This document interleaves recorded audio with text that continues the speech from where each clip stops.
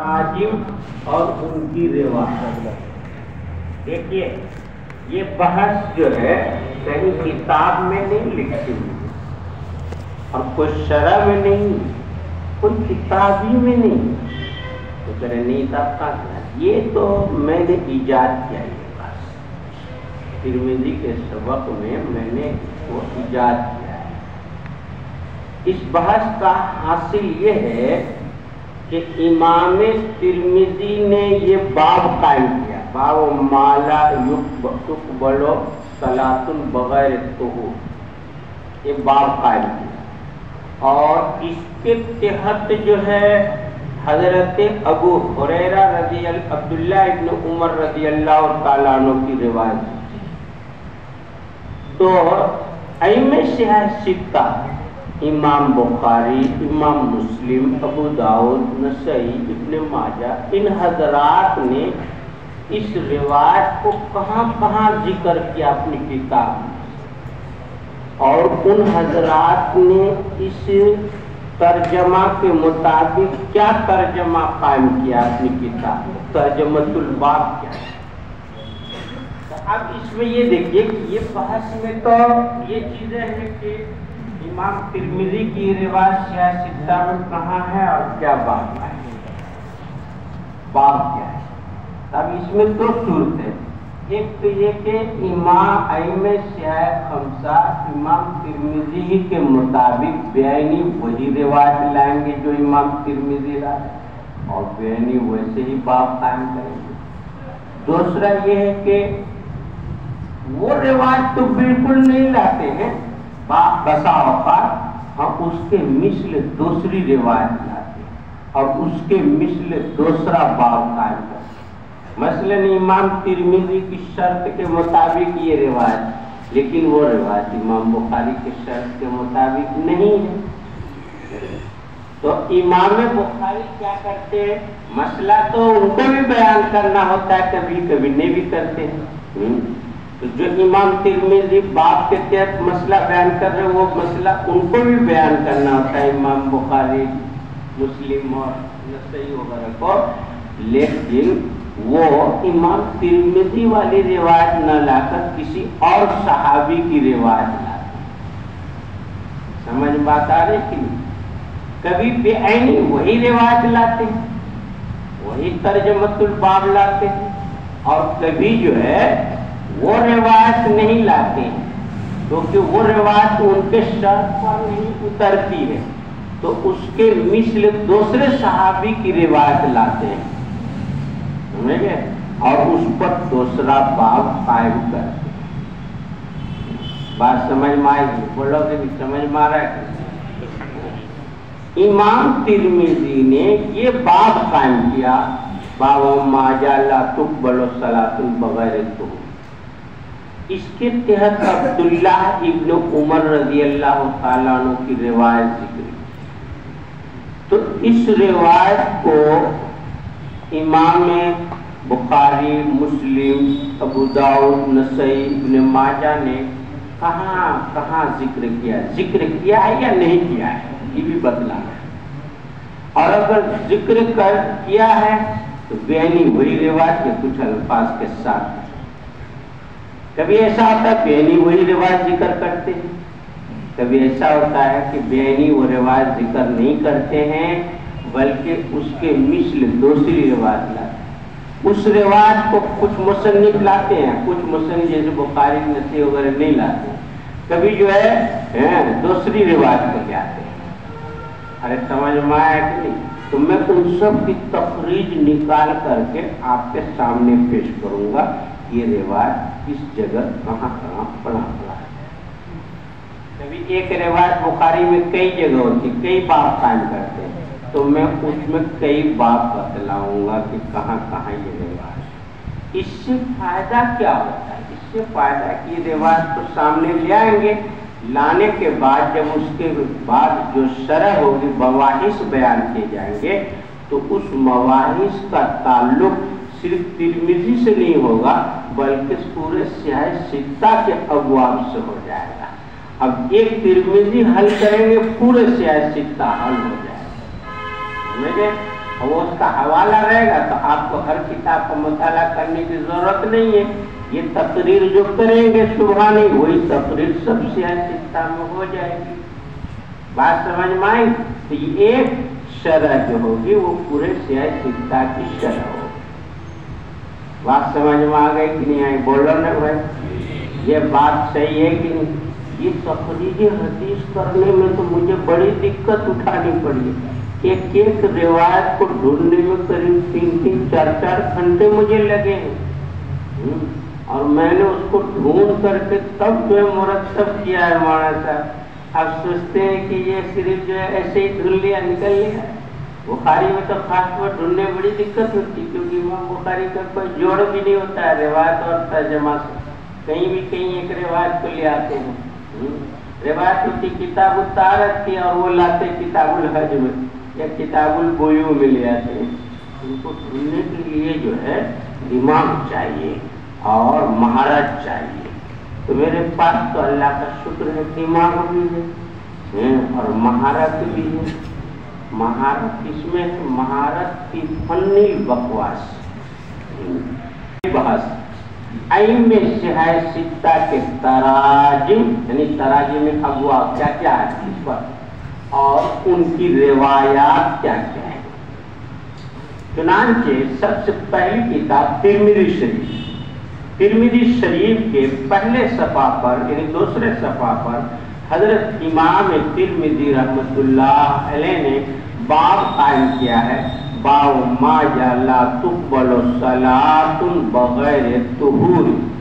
ٹھیک ہے، اور اس کے تحت حضرت عبداللہ ابن عمر رضی اللہ تعالی عنہ کی صرف ایک روایت ذکر کی ہے. دوسرے ہیں امام بخاری. حضرت امام بخاری رحمۃ اللہ علیہ نے 25ویں صفحہ پر 25ویں بخاری کے 25ویں صفحہ جلد نمبر 1 میں یعنی اسی طرح کا باب قائم کیا، باب لا تقبل صلاۃ بغیر طہور. اور انہوں نے بھی جو ہے حضرت عبداللہ ابن عمر کی روایت ذکر نہیں کی امام بخاری نے، بلکہ حضرت ابو ہریرہ رضی اللہ تعالی عنہ کی روایت ذکر کی ہے. سمجھ بات آئے گی؟ یہاں تو کون ذکر کر رہے روایت؟ عبداللہ ابن عمر. انہوں نے کیا کیا بولا؟ وہاں حضرت ابو ہریرہ کی روایت ذکر کی. ابن عمر کی روایت ان کے شرط کے مطابق نہیں ہوگی، اس لیے نہیں ذکر. اب مسلم شریف میں جو ہے مسلم شریف میں حضرت امام مسلم رحمۃ اللہ علیہ نے 119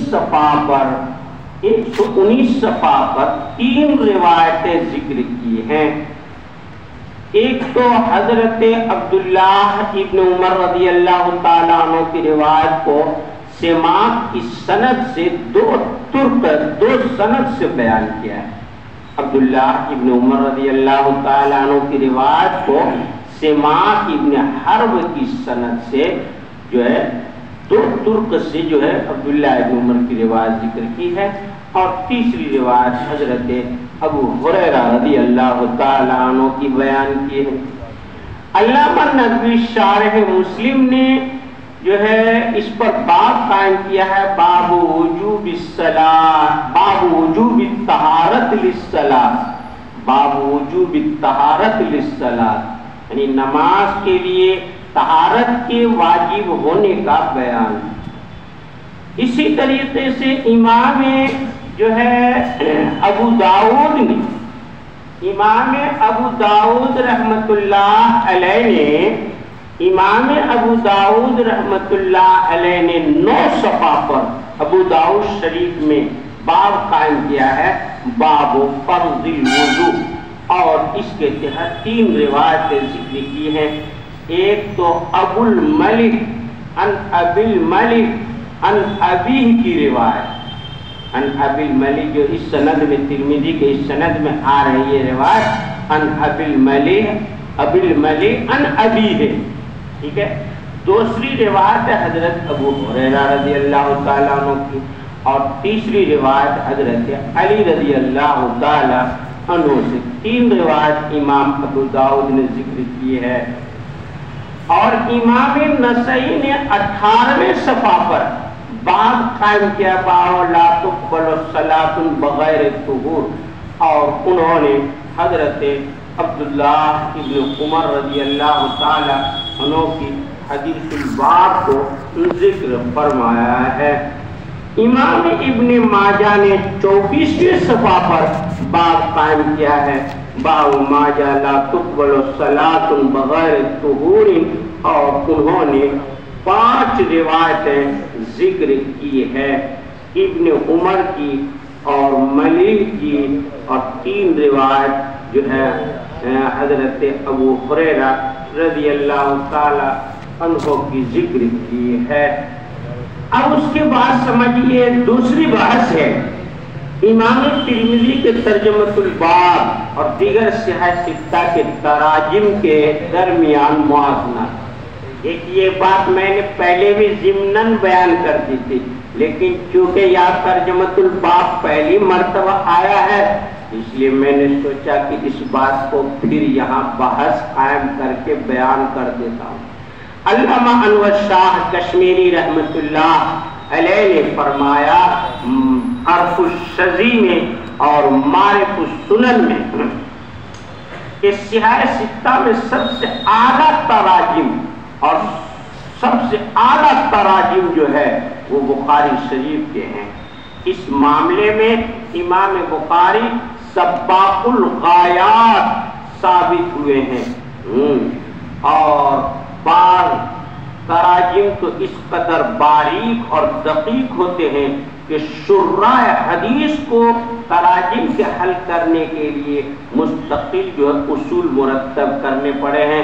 جیسا کہ میں نے کہا حضرت شاہ ولی اللہ محدث دہلوی نے 20 اصول، شیخ الہند حضرت مولانا محمود الحسن دیوبندی نے 15 اصول، اور ہمارے شیخ المشائخ حضرت عبدس مولانا زکریا صاحب مہاجر مدنی نے 35 اصول، یہ کل ملا کر 70 اصول ہوئے جو حضرت گنگوہی کی تقریر لامی الدرائی کے مقدمہ میں موجود ہے، اور اس کو آپ مطالعہ کر سکتے۔ اس کے بعد مسلم شریف کا نمبر آتا ہے۔ مسلم شریف میں تو کوئی ترجمۃ الباب ہے ہی نہیں۔ حضرت امام مسلم رحمت اللہ علیہ نے خالص مرفوع روایت کے لانے کا التزام کیا ہے، انسان کے کلام سے اپنی کتاب کو خالی رکھا ہے، تجرید کیا ہے۔ ان کے حاشیہ پر جو باب ہے وہ کس کا ہے؟ علامہ نبوی شارح مسلم کا باب ہے۔ اب اس کے بعد جو ہے ترجمۃ الباب میں بخاری سب سے زیادہ مغلق باب لاتے ہیں، اور اس کے بعد نسائی شریف کا درجہ ہے۔ امام نسائی بھی بخاری کے بعد دقیق ترجمہ قائم کرنے میں جو ہے بخاری امام بخاری کے طرز پر چلے ہیں، اور ملتا جلتا ترجمہ قائم کرتے ہیں۔ ان کا حل کرنا بھی محنت طلب ہے۔ اس کے بعد ترجمہ ہے ابو داؤد کا، جو نسائی سے آسان لیکن ترمذی ابن ماجہ سے مشکل ہے، اور جو ہے اس کے بعد سب سے آسان اور پانی ترجمۃ الباب جو ہے وہ ترمذی شریف کا ہے۔ حضرت امام ترمذی رحمت اللہ علیہ کوئی مغلق باب نہیں قائم کرتے ہیں، بلکہ لفظ حدیث ہی کو اٹھا کر کے ترجمہ کے اندر رکھ دیتے ہیں، جس سے ترجمۃ الباب اور روایت الباب کو ثابت کرنے کے لیے کوئی دقت نہیں اٹھانی پڑتی ہے۔ اس کے بعد بھی سب سے زیادہ آسان ترجمہ ابن ماجہ کا ہے۔ علامہ انور شاہ کشمیری رحمت اللہ علیہ نے اس بات کو بیان کیا ہے۔ اب اس کے بعد سمجھیے تیسری بحث ہے سند کے پڑھنے کا طریقہ۔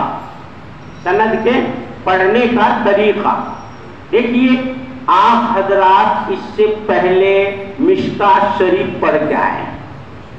مشکات شریف جو ہے وہ تعالیق میں سے، تعالیق حدیث کی ان کتابوں کو کہا جاتا ہے جو سند سے خالی ہو، صرف متن اس میں قال قال رسول اللہ صلی اللہ علیہ وسلم، یعنی حضور صلی اللہ علیہ وسلم کے اقوال، افعال، احوال، تقریرات کو بیان کیے جاتے ہوں، لیکن اس سے پہلے سند نہیں بیان کی جاتی ہے، تو ایسی کتاب کو تعالیق کہتے ہیں، سمجھے کہ نہیں؟ تو مشکات شریف تعالیق میں سے وہاں صرف متن پڑھایا جاتا ہے تاکہ طالبان علوم حدیث کو نفس حدیث سے مناسبت ہو جائے۔ اب دورہ شروع ہوا تو دورے کی ساری کتاب میں جو ہے یہ حدیث کے متن کے ساتھ سند بھی ہے، اس لیے یہاں دو چیزیں ہیں، ایک تو متن کو سمجھنا ہے اور دوسرے سند کو سمجھنا ہے، اس لیے کام بڑھ گیا، وہاں صرف متن کو سمجھنا اور متن سے بحث کرنی تھی، لیکن اب یہاں پر کیا ہوا، متن کے ساتھ بحث کرنے کے علاوہ سند سے بھی بحث کرنی پڑتی ہے، سند کیسی ہے، کیوں ہے، اس میں کون سے راوی کس درجے کے ہیں، یہ بیان کرنا اس لیے ضروری ہوتا ہے کہ سند کے اوپر ہی متن کا مدار ہے، سند صحیح ہوگی تو حدیث صحیح ہوگی، سند صحیح نہیں ہوگی حدیث صحیح نہیں ہوگی، اس لیے یہاں پر جو ہے سند کو بھی سمجھنا پڑے گا۔ اب یہاں ہم جو چیز بیان کر رہے ہیں، جب شروع میں بیان کر رہے ہیں تو پورے سال ہم بیان نہیں کریں گے، ہم آپ کو اصول سمجھا دیتے ہیں سند پڑھنے کا طریقہ۔ اب اس کے بعد جو ہے اگر آپ سند کے پڑھنے میں گڑبڑی کریں گے، میرے سامنے پتھر رکھا ہوا ہے، ماریں گے زوردار، سر کو پھوڑ پھاڑ کر کے برباد کر دیں گے، بندے جنڈیج کرانے کی ضرورت ہوگی تو کرا دیں گے، لیکن ماروں گا سر پر۔ اس لیے میں پہلی مرتبہ سند کا طریقہ بتلا رہا ہوں، پورے سال میرے طریقے کے مطابق آپ کو سند پڑھنی ہے، گڑبڑ نہیں کرنا ہے، سمجھ بات آئی؟ بولو سمجھیں گے کہ نہیں سمجھیں گے آپ لوگ؟ سنیے گا، دیکھیے یہاں پر جو ہے امام ترمذی کہہ رہے ہیں باو ماجا لا تقبل الصلاۃ بغیر طہارت کے نماز نہیں ہوتی۔ ہمارے کچھ سنن میں یہاں میں بیان کر چلو وہ تو بعد میں بیان کریں گے۔ یہاں دیکھو امام ترمذی باب قائم کر دیے اور باب قائم کرنے کے بعد سند لاتے حدیث کی، کیا وَبِهِ قَالَ حَدَّثَنَا قُتَيْبَةُ بْنُ سَعِيدٍ، دیکھ رہے ہیں یہاں پر تین چیزیں ہیں ہمارے ساتھ، ایک ہے جو ہے حدثنا کا ناقل، یہ کون نقل کر رہا ہے، امام ترمذی نے یوں کہا، اور دوسرے ہے حدثنا کا قائل، کون کہہ رہا ہے کہ مجھ سے بیان کیا، اور تیسرے ہے حدثنا کا فاعل، یعنی امام ترمذی سے کس نے یہ حدیث بیان کی۔ کیا چیز ہے؟ تین چیزیں، ایک ہے ناقل، دوسرے ہے قائل، اور تیسرے ہے فاعل۔ یہ سمجھیے حدثنا کا ناقل جو ہے وہ امام ترمذی کے شاگرد شیخ محبوب بن فضیل المحبوبی ہے، جو صاحب نسخہ ہے، امام ترمذی کے شاگرد ہیں، سمجھ بات آ رہی ہے؟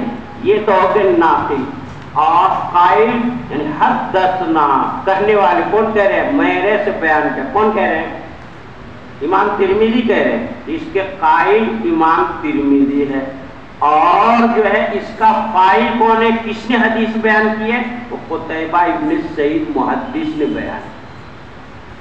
بولو سمجھ میں آیا کہ نہیں آیا؟ ایک ہے ناقل، دوسرے ہے قائل، تیسرے ہے فاعل۔ حدثنا کا ناقل جو ہے وہ امام ترمذی رحمۃ اللہ علیہ کے شاگرد جو ہے محدث جو ہے ابو العباس محمد بن احمد بن محبوب بن فضیل المروزی ہیں۔ یہ کہہ رہے کہ ہمارے شیخ امام ترمذی نے کہا، ٹھیک ہے، یہ ہو گئے ناقل۔ حدثنا اور کہہ رہے مجھ سے بیان کیا، کس نے کہا، امام ترمذی اس کے قائل ہیں، اور اس کے فاعل کس نے حدیث بیان کیا، وہ کون ہے، امام ترمذی کے استاد جو ہیں وہ قتیبہ ان کے فاعل ہیں۔ ارے بات سمجھ میں آ گئی؟ اتنا سمجھ میں آیا کہ نہیں آیا؟ اس کے ناقد تو امام ترمذی کے شاگرد اور قائل امام ترمذی خود اور فاعل امام ترمذی کے استاد، ٹھیک ہے؟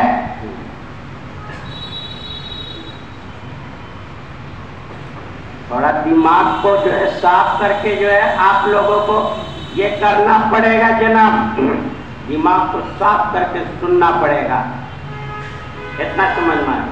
اب اس کے بعد سمجھیے ایک بات کہ شروع سند میں جو ہے حدثنا موٹا لکھا جاتا ہے۔ کیا لکھا جاتا ہے؟ حدثنا جو ہے موٹا لکھا جاتا ہے، حدثنا پورا لکھا جاتا ہے، موٹا اور پورا لکھا جاتا ہے، لیکن اور ابتدائے سند میں حدثنا پورا موٹا لکھا جا رہا ہے، اور اثناء سند میں شروع میں کبھی حدثنا لکھتے ہیں کبھی اخبرنا لکھتے ہیں، ٹھیک ہے؟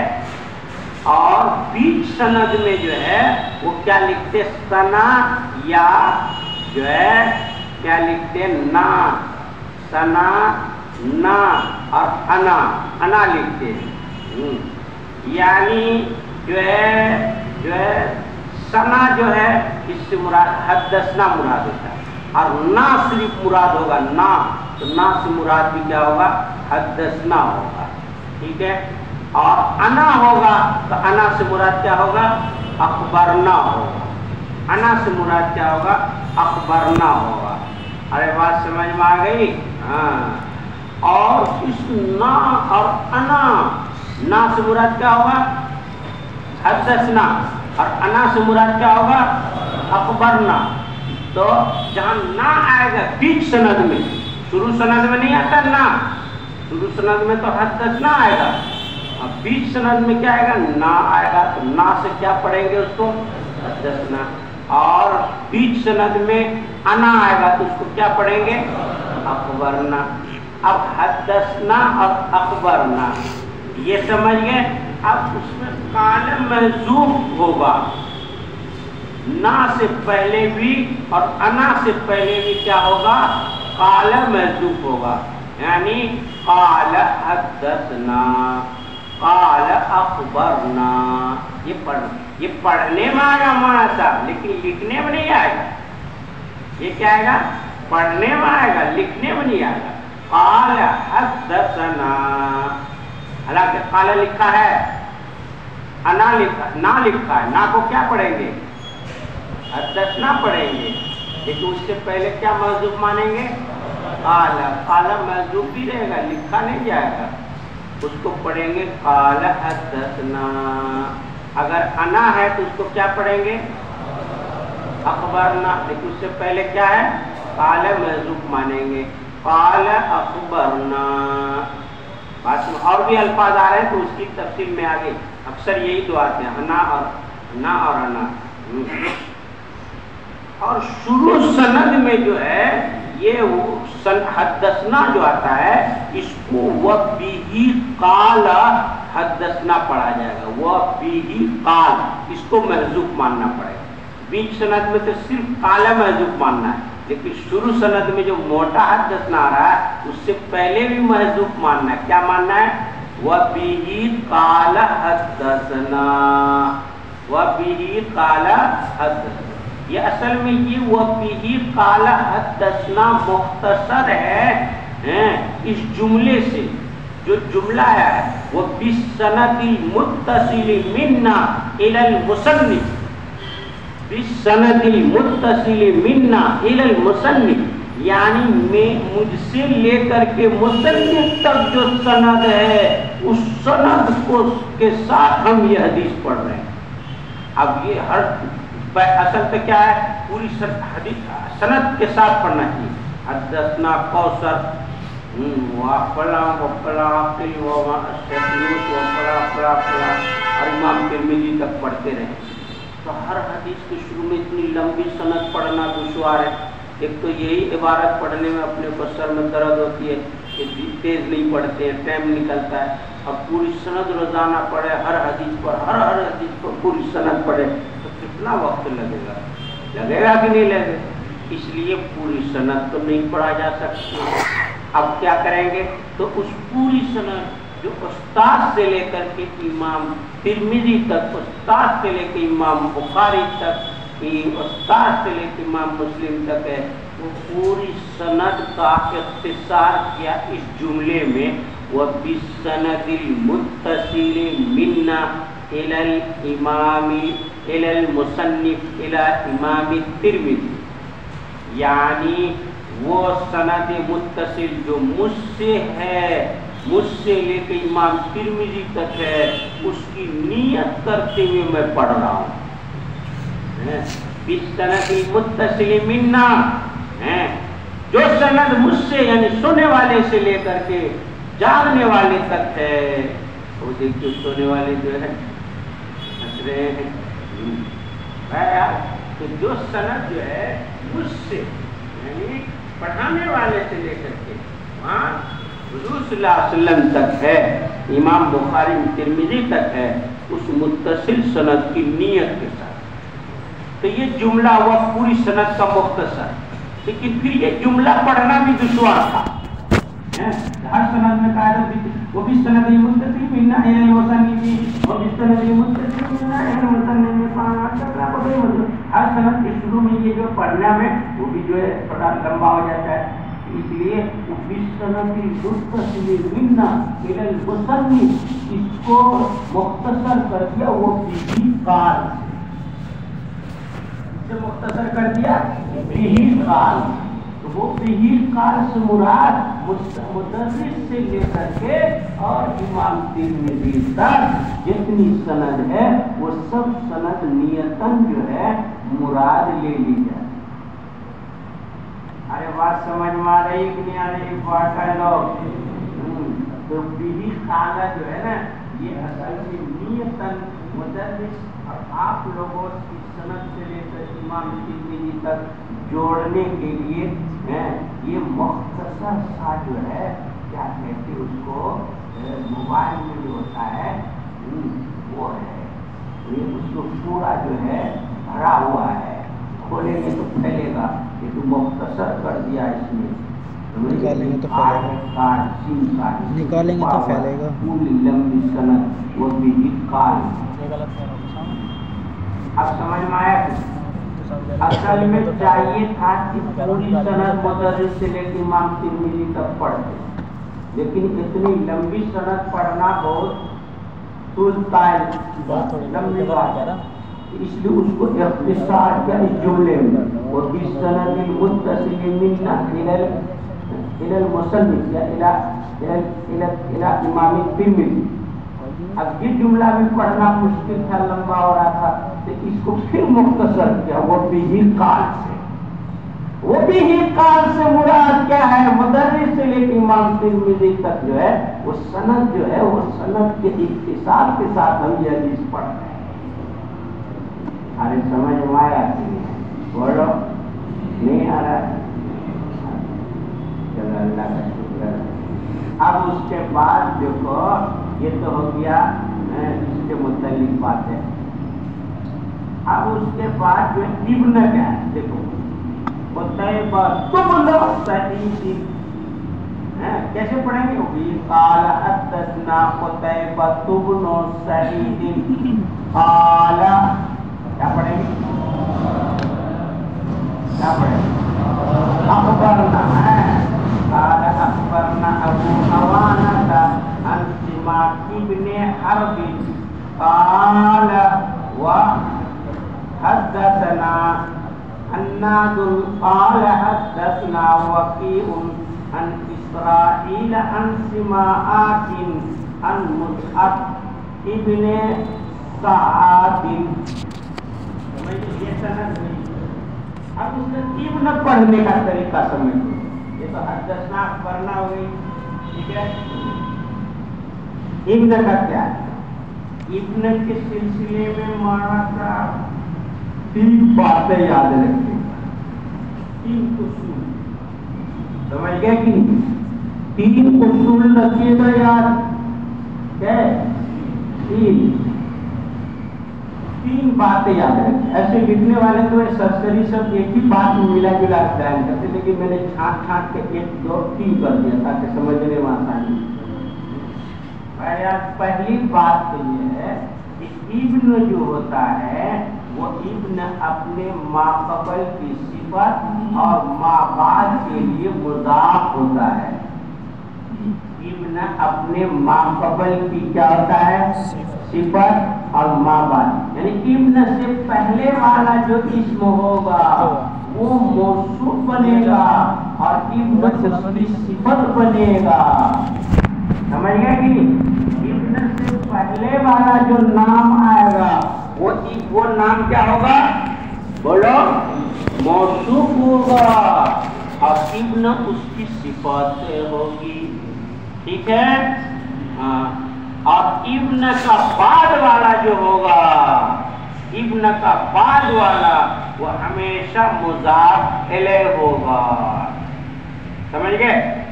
इब्न से पहला वाला क्या होगा? मौसूफ होगा और इब्न क्या होगा? सिफत। और इब्न के बाद वाला इस्म क्या होगा? मुज़ाफ इलैह बनेगा। समझ गए? मुज़ाफ इलैह बनेगा। तो और इसकी तरकीब होगी, पहला वाला इस्म जो है मौसूफ और इब्न जो मुज़ाफ और उसके बाद वाले मुज़ाफ इलैह, मुज़ाफ इलैह से मिल करके इसकी जो है सिफत बन जाएगी। ठीक है कि नहीं? अब देखो सिफत का एराब कैसे होता है, क्या होता है? मौसूफ के ताबे होता है। मौसूफ जैसे जैसे नाचेगा वैसे वैसे सिफत को भी नाचना पड़ेगा। लेकिन मौसूफ के ताबे होता है। लिहाजा अगर इब्न से पहले वाला मौसूफ मरफू है तो ये इब्न को भी मरफू पढ़ना पड़ेगा। अगर इब्न से पहले वाला लफ्ज क्या मंसूब है तो इब्न को भी क्या पढ़ना पड़ेगा? मंसूब। और इब्न से पहले मजरूर है तो क्या पढ़ना पड़ेगा? ये तो समझ में आ गया इब्न के कि इब्न अपने मौसूफ के ताबे एराब में। अब मौसूफ का एराब क्या होता है? मौसूफ का एराब क्या होता है? हाँ, अब तुम लोग बताए। मौसूफ का कोई एराब नहीं होता है, वो आमिल के ताबे होता है। उस पर जैसा आमिल आएगा वैसे मौसूफ पर क्या होगा? एराब आएगा। अगर आमिल आएगा रफा देने वाला तो मौसूफ रफा, तो इब्न भी क्या होगा? मरफू। ठीक है? अगर जो है नसब देने वाला आमिल आया तो मौसूफ क्या होगा? मंसूब, तो इब्न भी क्या हो जाएगा? मंसूब। और अगर जो है जर देने वाला है तो मौसूफ जो है मजरूर, तो इब्न भी क्या हो जाएगा? मजरूर। समझ बात आ गई इतनी? अब इब्न का माबाद क्या है? मुज़ाफ इलैह है और मुज़ाफ इलैह हमेशा क़यामत तक के लिए मजरूर रहता है। यानी कि भाई जमाना बदल गया तो चलो अब मुज़ाफ इलैह को मरफू कर देंगे। ये पहले का जमाना था, कुआं में डोल से पानी निकालते, कुआं मशीन से निकालते हैं। अभी ये बेचारा इतने दिन से मजरूर होता जा रहा है तो चलो इसको भी तरक्की मिलनी चाहिए, इसको मरफू बना देना चाहिए। यहाँ कोई तरक्की वरक्की नहीं होती। ये जो है कानून है अटल बिहारी वाजपेयी। यहाँ पर जो है बस हमेशा हमेशा के लिए क्या होगा? मुज़ाफ इलैह क्या होता है? मजरूर। ठीक है? ये एक कायदा हुआ हमारा साहब। इब्न का क्या हुआ? एक कायदा हुआ कि इब्न अपने माक़बल की सिफत और माबाद के लिए मुज़ाफ होता है, माबाद मुज़ाफ इलैह होता है। ठीक है? और सिफत का एराब मौसूफ के ताबे, मौसूफ का एराब आमिल के ताबे होता है। जैसे जैसे आमिल आएगा वैसे मौसूफ बदलेगा, वैसे सिफत बदलेगी। और मुज़ाफ इलैह का एराब कोई बदल नहीं करता है, चाहे कितनों आंधी तूफान आ जाए। मुज़ाफ इलैह का एराब क्या होता है? मरफू होता है और सॉरी मरफू मजरूर होता है। तो मुज़ाफ इलैह का एराब क्या होता है? मजरूर हमेशा होता है। इतनी बात समझ गए? اب اس کا ابن کا ہم نے کہا تھا 3 باتیں ابن کی بتلائیں گے. ایک بات تو ہو گئی. دوسری بات سمجھیے گا کہ ابن اگر علمین متناسلین کے درمیان ہو تو اس سے ماقبل والا اسم اگر منون ہے تو اس کی تنوین ساقط ہو جائے گی. ابن جو ہے 2 نام کے بیچ میں ہے، جیسے قتیبہ ابن سعید، یہاں پر 2 نام کے بیچ میں ہے نا، قتیبہ اور سعید کے بیچ میں ابن آیا نا، دیکھ رہے ہیں نا بھائی؟ ہاں 2 نام کے بیچ میں ابن آیا ہے اور یہ دونوں نام جو ہے متناسل ان دونوں نام کے درمیان رشتہ تناسل کا ہے. اس کا ہے تناسل کا، متناسلین ہے، اس کی نسل ہے. کیا مطلب؟ یعنی باپ بیٹے کا تعلق. کیا ہے؟ باپ بیٹا ہے. یعنی اسم یہ ابن سے پہلے والا جو نام ہوگا نا وہ کیا ہوگا؟ بیٹا. اور ابن کے بعد والا جو نام ہوگا نا وہ کیا ہوگا؟ باپ. اتنا زور سے بولنے کے بعد بھی سونے والا نہیں جا رہا. اب اس کو کیا کہیں گے؟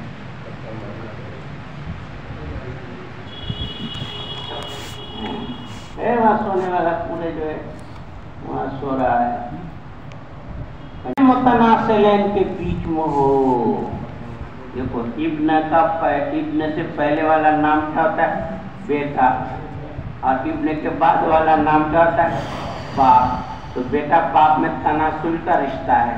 تو یہ دونوں کے متناسلین، علمین متناسلین، یعنی 2 علم جو کہ آپس میں متناسل ہیں. ان علمین متناسلین کے بیچ میں ابن آیا ہے تو وہ ابن سے پہلے والا اسم جو ہے اگر اس پر تنوین ہے تو وہ تنوین ساقط ہو جائے گی. کیا ہو جائے گی؟ ساقط ہو جائے گی تنوین. مانا صاحب بات سمجھ میں آئی؟ جیسے دیکھو قتیبہ ابن سعید، قتیبہ بیٹا ہے سعید کا. دیکھ رہے ہیں؟ تو یہ اصل میں حدثنا قتیبۃ، حدثنا قتیبۃ تھا. کیا تھا؟ قتیبۃ. یہاں پر تنوین تھی لیکن یہ ابن آ گیا تو اس کی تنوین کو کیا کر دیا؟ ختم کر دیا. اب یہاں قتیبۃ نہیں پڑھیں گے بلکہ قتیبۃ بن. کیا پڑھیں گے؟ قتیبۃ بن. تو قتیبہ مرفوع ہے تو قتیبۃ، اور ابن کو کیا پڑھیں گے؟ قتیبۃ بن. نو ہاں جیسے پہلا نام آئے گا ویسے اس کا اعراب آئے گا ابن کا. قتیبۃ بن سعید کو کیا پڑھیں گے؟ سعید، کیونکہ یہ مضاف الیہ بن رہا ہے. ٹھیک ہے؟ تو یہاں پر تنوین ساقط ہو گئی، علمین متناسلین کے درمیان ہے. ایک بات ہو گئی. ارے بولے ایک بات ہو گئی، 2 بات ہو گئی ابن کے سلسلے. تیسری بات یہ ہے کہ ابن کا الف جو ہے حذف ہوگا. ابن کا الف کیا ہوگا؟ ہمیشہ محذوف رہے گا. مگر یہ کہ شروع سطر میں لکھا جائے ابن تو محذوف نہیں ہوگا. جیسے حضرت ابن عمر نے فرمایا تو وہاں ابن عمر میں کیا ہوگا؟ الف لکھا جائے. اور کہیں گے حضرت عبداللہ ابن عمر نے فرمایا تو پھر الف کیا ہو جائے گا؟ گر جائے گا. عبداللہ اگر لاتے ہیں شروع میں اور ابن لاتے ہیں اب عمر بعد میں، شروع میں تو نہیں آیا ابن عمر، اس سے پہلے عبداللہ آ گیا تو وہ الف گر جائے گا. ٹھیک ہے؟ الف نہیں لکھا ہے. اگر ابن عمر، سمجھ گئے کہ نہیں؟ ابن عمر، ابن مسعود، ابن فلان اگر شروع میں لکھا جائے گا تو کیا ہوگا؟ اس کا الف لکھا جائے گا، پڑھا بھی جائے گا. لیکن کیا ہے؟ اگر جو ہے 2 علم کے بیچ میں ابن آیا ہے، علمین متناسلین کے بیچ میں آیا ہے تو وہ الف کیا ہوگا؟ بولو، لکھا نہیں جائے گا اور پڑھا بھی نہیں جائے گا. سمجھ گئے؟ ایک بات یہ ہو گئی. لیکن یہ کب ہے کہ الف لکھا نہیں جائے گا، پڑھا نہیں جائے گا؟ کب ہے؟ جب کہ علمین متناسلین کے بیچ میں ہو جیسے قطیبۃ بن سعید، یہاں حمزہ لکھا گیا نہیں لکھا گیا، اور پڑھا بھی گیا نہیں پڑھا، قطیبۃ بن سعید، ٹھیک ہے؟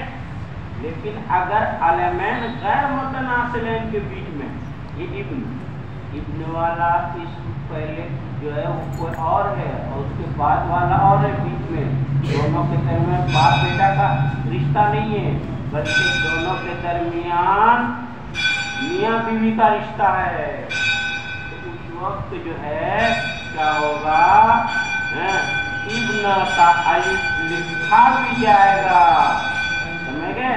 اور اس سے پہلے والا اس میں جو تنوین آ رہی ہے وہ تنوین بھی ساقط نہیں ہوگی، ارے بات سمجھ میں آ رہی ہے؟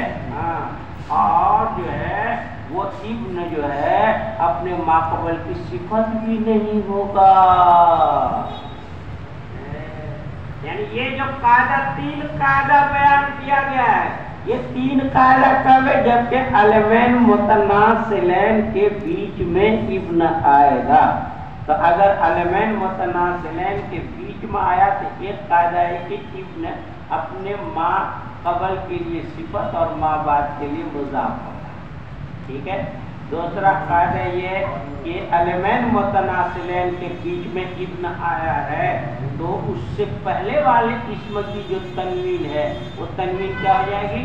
ساقط ہو جائے گی۔ تیسرا قاعدہ یہ آیا کہ علمین متناسلین کے بیچ میں جو ابن آیا ہے اس ابن کا حمزہ جو ہے وہ لکھا نہیں جائے گا، نہ پڑھا جائے گا، یہ 3 قاعدہ ہوا نا؟ بولو نہیں، اس پہ کہ اس سے وہ مقبل کسی کو ماں باپ کی، جبکہ علمین متناسل کے بیچ میں دوسرے کیا ہے؟ اس سے پہلے والا اس میں تنوین ہے تو اس پر تو تنوین کیا ہو جائے گی؟ ساقط ہو جائے گی۔ اور تیسرا کیا ہے کہ وہ جو ہے ابن کا حمزہ جو ہے نہ لکھا جائے گا نہ پڑھا جائے گا، یہ 3 بات ہو گئی، لیکن یہ 3 بات کب ہے؟ جبکہ علمین متناسل باپ بیٹے کے بیچ میں آیا ہے، اور اگر علمین غیر متناسلین کے بیچ میں آ گیا ہے یہ تینوں قاعدہ نہیں چلے گا، تینوں قاعدہ کیا ہے؟ نہیں چلے گا، یعنی یہ ابن جو ہے اگر جیسے اس سے پہلے والا نام جو ہے شوہر کا ہے اور اس کے بعد والا نام جو ہے بیوی کا ہے، اور بیچ میں بیٹا ماں باپ کے بیچ میں ابن پھنسا ہوا ہے، سمجھ بات آ رہی ہے؟ تو اس وقت جو ہے کیا ہوگا؟ وہ ماقبل کی صفت بھی نہیں ہوگا ابن، ٹھیک ہے؟ اور اس کے پہلے والے اسم پر جو تنوین آ رہی ہے وہ تنوین بھی ساقط نہیں ہوگی، اور ابن کا حمزہ لکھا بھی جائے گا اور پڑھا بھی جائے گا، سمجھ گئے؟ یہ جو 3 قاعدے بیان کے علمین متناسلین کے بیچ والے ابن کا قاعدہ، اور اگر علمین غیر متناسلین کے بیچ میں آیا تو یہ نہیں ہوگا۔ اب مثال دیجیے، دیکھیں، یہ تو جو پہلی مثال قطیبۃ بن سعید ہے، قطیبہ بیٹا ہے سعید کا، ٹھیک ہے نا؟ یہاں پر کیا اصل میں قطیبۃ ابن سعید تھا، یہاں پر اس کی تنوین بھی ختم ہو گئی، ابن کا یہ ماقبل صفت بھی ہے ماقبل کے لیے، اور اس کی تنوین بھی ساقط ہو گئی، اور اس کا حمزہ بھی لکھا نہیں گیا، ٹھیک ہے؟ یہ ہو گیا۔ لیکن اگر علمین غیر متناسلین کے بیچ میں آیا ہے تو یہ تینوں قاعدہ نہیں چلے گا، ماقبل کی صفت بھی نہیں ہوگا ابن، اور اس کی ماقبل کی تنوین بھی ساقط نہیں ہوگی، اور ابن کا حمزہ بھی کیا ہے؟ لکھا جائے گا، پڑھا جائے گا۔ جیسے مثال کے طور پر ایک مثال لیجیے، آپ لوگ لکھیے اپنی کاپی میں، کاغذ میں، ہاتھ میں، جہاں پر لکھنا ہے وہیں لکھ دیجیے، تب سمجھ میں آئے۔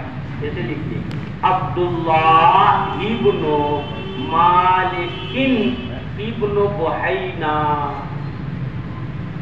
عبداللہ ابن، وہاں پر حمزہ نہیں لکھا جائے، عبداللہ ابن مالکن ابن، یہاں حمزہ لکھا جائے گا، ابن بحینا، ابن بحینا لکھا، لکھ لیا بھائی؟ نہیں لکھا کیا ہے؟ عبداللہ ابن مالکن ابن بحینا، دیکھ رہے ہیں؟ اب یہاں پر دیکھو، یہ عبداللہ بیٹا ہے، پہلا والا ابن دیکھو، عبداللہ بیٹا مالک کا، ٹھیک ہے؟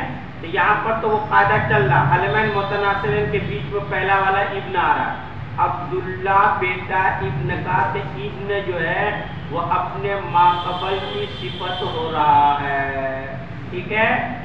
بولو، اور جو ہے مالکین جو ہے یہ کیا کہتے ہیں، اس کا باپ ہے، عبداللہ کا باپ ہے، اس لیے یہاں حمزہ بھی نہیں لکھا گیا، ٹھیک ہے کہ نہیں؟ تنوین وین نہیں ہے، ٹھیک ہے؟ اگلا والا ابن دیکھو، مالکن ابن بحینا، مالکن پر تنوین بھی ہے، اور یہ ابن مالک کی صفت بھی نہیں ہے، مالکن ابن پڑھا، اگر صفت ہوتی تو ابن پڑھا جاتا نا، دیکھیں کیا پڑھا تھا؟ مالکن ابن بحینا، تو معلوم ہے یہ ابن ماقبل کی صفت بھی نہیں ہے، اور اس کا حمزہ لکھا پڑھا بھی جا رہا ہے، سمجھ میں آ رہا کہ نہیں؟ اب کیوں بھائی؟ اس کی وجہ کیا ہے؟ یعنی یہ بعد والا جو ابن ہے مالکین ابن بحینا کے بیچ میں ابن، یہ علمین متناسلین کے بیچ میں نہیں ہے، بلکہ زوجین کے بیچ میں آیا ہے، زوجین کے بیچ میں آیا، کیا؟ یعنی کیسے؟ یعنی عبداللہ مالک کا بھی بیٹا ہے اور عبداللہ بحینا کا بھی بیٹا ہے، یعنی عبداللہ کا باپ مالک ہے اور اس کی ماں کیا ہے؟ بحینا ہے۔ یہ ابن جو آیا ہے یہ مالک اور بحینا کے بیچ میں، تو مالک اور بحینا کا رشتہ کیا ہے؟ کیا رشتہ ہے؟ میاں بیوی کا رشتہ ہے، زوجین کا رشتہ ہے، باپ بیٹے کا رشتہ نہیں ہے، غیر متناسلین ہے، اس لیے مالک پر تنوین بھی آئی اور ابن جو ہے صفت بھی نہیں ہوئی، اور جو ہے اس کا حمزہ لکھا بھی گیا۔ سمجھ بات آئی کہ نہیں آئی؟ بولو باٹا لو، اور باٹا سمجھ میں آ گیا کہ نہیں آئی؟ یہ اس عبارت، اس طرح سے عبارت کو صحیح پڑھنا پڑے گا۔ حضرت جو ہے علامہ اصمعی نے فرمایا ہے، من کذب علیہ متعمدا فلیتبوأ مقعدہ من النار کے تحت، کہ اگر کوئی شخص حضور صلی اللہ علیہ وسلم نے اعراب کو صحیح پڑھا اور وہ عبارت پڑھنے والا اعراب کو غلط پڑھ کر کے کہتا ہے قال قال رسول اللہ صلی اللہ علیہ وسلم، تو گویا حضور صلی اللہ علیہ وسلم کو جھوٹ باندھتا ہے۔ حضور صلی اللہ علیہ وسلم صحیح اعراب پڑھا تھا، اس نے غلط اعراب پڑھ کر جھوٹ باندھا، تو وہ گویا اس میں جو ہے داخل ہو جائے گا گناہ، حفاظت فرما ہے۔ لیکن جان بوجھ کے کرے گا تب نہ، بھولے میں کرے گا، غفلت میں کرے گا تو اللہ معاف کرے گا انشاءاللہ، لیکن جان بوجھ کے غفلت نہ کرے، عبارت ہی دیکھ کر کے نہیں آئے، 10 مرتبہ عبارت دیکھ کر کے آنا چاہیے، ڈٹ کر کے آنا چاہیے، تب تیز پڑھا جائے گا، نسائی شریف میں بھی، ترمذی میں بھی۔ سمجھ بات آ گئی؟ یہ ایک بحث تو ہو گئی مولانا صاحب، اب وہاں پر دیکھیے ایک بات سمجھیے، تحدیث اور اخبار میں فرق کیا ہے؟ تحدیث ہم نے بتایا کہ اگر حدثنا پڑھا جاتا ہے کبھی اور اخبرنا پڑھا بھی جاتا ہے نا، اور بیچ میں آئے گا نا تو اس کو کیا پڑھیں گے؟ حدثنا، اور آئے گا بیچ میں کیا؟ انا، تو کیا پڑھیں گے؟ تو حدثنا اخبرنا، ان دونوں میں کیا فرق ہے؟ کون سے چڑیا کا نام حدثنا ہے اور کون سے چڑیا کا نام اخبرنا ہے؟ اس میں فرق تو بتائیے۔ سنیے میں بتا رہا ہوں، میرے بتانے کا کیا مسئلہ ہے، بتا دیتا ہوں آپ کو۔ دیکھیے اصل میں متقدمین محدثین، اس میں اختلاف ہے، متقدمین محدثین یعنی پہلے کے محدثین حضرات فرماتے تھے کہ حدثنا اور اخبرنا کے اندر کوئی فرق نہیں ہے، بلکہ ایک ہی ہے، جو حدثنا ہوئی اخبرنا ہے، اس میں متقدمین میں سر فہرست امام بخاری ہے اور اس میں ائمہ اربعہ بھی ہے۔ چنانچہ حضرت امام بخاری رحمۃ اللہ علیہ عدم فرق کے قائل ہے، اس کی وجہ سے انہوں نے بخاری شریف میں کتاب العلم میں باب قائم کیا ہے، باب قول المحدث، باب قول المحدث اخبرنا وحدثنا، اخبرنا حدثنا واخبرنا، سمجھ گئے کہ نہیں؟ تو بعد کے جو ہے محدثین، پہلے والے امام بخاری ائمہ اربعہ، یہ متقدمین محدثین نے حدثنا اور اخبرنا کے درمیان کوئی فرق بیان نہیں کیا ہے، کہا دونوں ایک ہے۔ حضرت امام بخاری رحمۃ اللہ علیہ نے بخاری شریف کے اندر جو ہے باب قائم کیا عدم فرق کے سلسلے میں، باب قول المحدث حدثنا و اخبرنا، یہ محدث کا قول حدثنا اور اخبرنا ایک ہی ہے۔ لیکن متأخرین محدثین، بعد کے محدثین نے فرق کے قائل ہوئے ہیں، بعد کے محدثین فرق کے قائل ہیں۔ اس میں کون ہے؟ جیسے امام مسلم، امام نسائی، امام ابو داؤد وغیرہ ہیں۔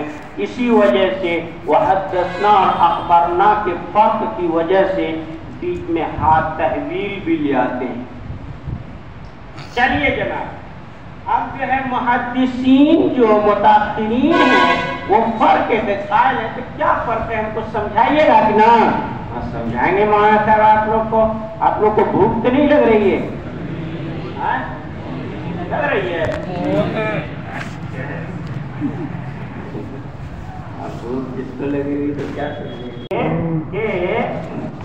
جو کہتے فرق ہے وہ کہتے سماع من لفظ الشیخ ہو، ایک کو اس میں اس کے سلسلے میں ایک قول ہے سماع من لفظ الشیخ ہو تو مطلق حدثنا اور اخبرنا درست ہے۔ شیخ نے قرات کی، جیسے شیخ قرات کر رہے ہیں اور سارے شاگرد سن رہے ہیں تو اس وقت اس کو حدثنا بھی کہہ سکتے ہیں اور اخبرنا بھی کہہ سکتے ہیں، حدثنا شیخ و اخبرنا شیخ، ٹھیک ہے؟ یہ ایک قول ہے۔ اور اگر تلمیذ قرات کرے یعنی شاگرد قرات کرے اور استاد بیٹھ کر کے سنے تو اس وقت کہنا چاہیے حدثنا قراءتن علیہ، اخبرنا قراءتن علیہ کہنا چاہیے۔ یہ پہلا قول ہے جو امام بخاری اور ائمہ اربعہ وغیرہ کا جو عدم فرق کے قائل ہے، ٹھیک ہے؟ دوسرے متأخرین علماء جو کہتے ہیں ان میں امام نسائی، امام مسلم وغیرہ ہے کہ تحدیث اور اخبار دونوں جو ہے اس وقت درست ہے جبکہ شیخ نے اسماع کا قصد کیا ہو۔ کیا کہتے ہیں کہ حدثنا اخبرنا اس وقت کہنا چاہیے جبکہ شیخ نے اسماع کا یعنی شیخ نے سنانے کا قصد کیا ہے تب حدثنا اخبرنا کہیں گے، اور اگر شاگرد نے سنا لیکن شیخ نے سنانے کا قصد نہیں کیا ان کو تو اس وقت حدثنا اخبرنا نہیں کہنا چاہیے بلکہ یوں کہنا چاہیے قرئ علی الشیخ وانا شاہد، جیسے امام نسائی نے کہا قرئ علی حارث ابن مسکین وانا شاہد، پیچھے دروازے کے پیچھے سن رہے تھے، ایسے روایت ماتی ہے، یہ امام نسائی کہتے ہیں۔ اب جو ہے یہ حدثنا خبر کس کو کہتے ہیں؟ سماع من لفظ الشیخ، یعنی شیخ سے اگر جو ہے الفاظ سنے تو اس کو حدثنا کہا جائے گا، شیخ سے الفاظ سنے تو اس کو کیا کہا جائے گا؟ حدثنا کہا جائے گا۔ اور قراءت علی الشیخ، قراءت علی الشیخ ہے یعنی شیخ پر قراءت کی گئی ہے، اس کو اخبرنا کہا جائے گا۔ اور دونوں افضل، یعنی یہ متأخرین کہتے ہیں امام مسلم، امام ابو داؤد وغیرہ کہ اگر شیخ سے لفظ سنیے، شیخ نے قراءت کی ہے تو اس کو کیا کہنا چاہیے؟ حدثنا۔ اور شیخ پر قراءت کی گئی، ایک نے پڑھا اور دوسرے سب نے سنا تو اس کو کیا کہنا چاہیے؟ اخبرنا کہنا چاہیے۔ یہ متأخرین کا قول ہے، لیکن ان دونوں میں افضل کون ہے؟ ان دونوں میں افضل کون ہے؟ تو پہلے متقدمین حضرات امام بخاری، امام اعظم وغیرہ یہ سب تو کہہ رہے ہیں کہ بھائی سب افضل ہے، اس میں دونوں میں کوئی فرق نہیں، لیکن متاثرین احناف نے کہا جن میں اکثر علماء یہ ہے کہ تحدیث افضل ہے، یعنی شیخ پڑھے اور شاگرد سنے، یہ افضل ہے۔ اور دوسرا قول یہ کہ نہیں، اخبار افضل ہے، یعنی شیخ سنے اور شاگرد پڑھے، یہ افضل ہے۔ اور تیسرا قول امام بخاری وغیرہ کا ہے کہ دونوں افضل ہے۔ بات سمجھ میں آ گئی؟ یہ تو ہو گئی مولانا صاحب آپ کے سامنے کیا بحث ہوئی؟ 3 بحث ہو گئی ہے کہ نہیں؟ اب انشاءاللہ کل جو چوتھی